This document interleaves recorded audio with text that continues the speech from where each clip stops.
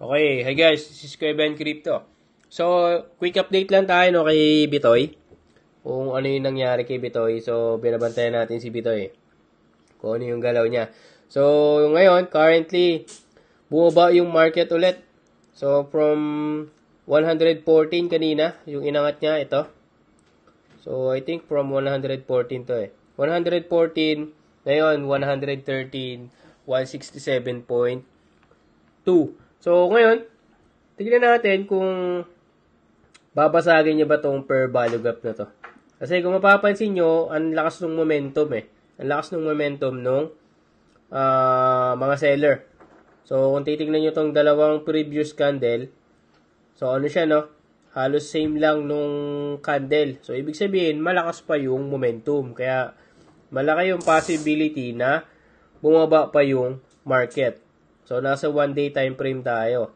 So, ngayon, kung babasagin niya nga to, gaya ng sabi natin kanina umaga, kung babasagin niya yung 1-day per value gap na yan, yung unang per value gap na yan, possible, itong 115, 200, tsaka 112 na FBG, kung babasagin niya yan, possible, kunin niya itong 110.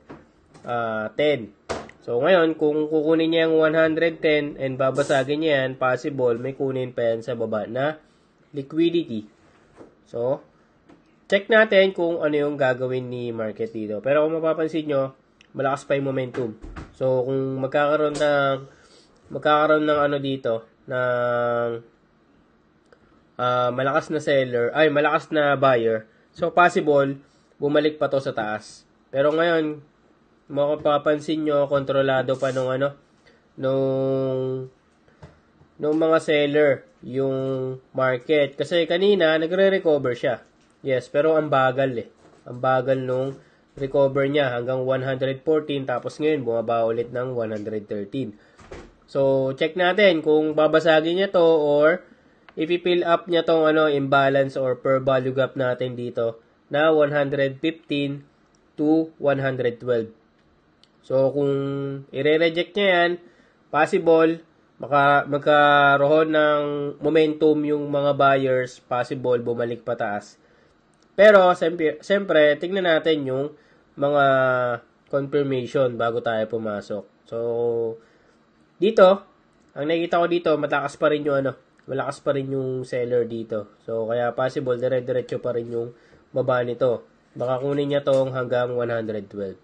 So, yun yung nakikita natin dito kay Bitoy, So, check natin kung ano yung mangyayari. Pero kung mapapansin nyo, ito yung last day or last night nung pwede tayo mag-trade kasi mag-weekend na naman.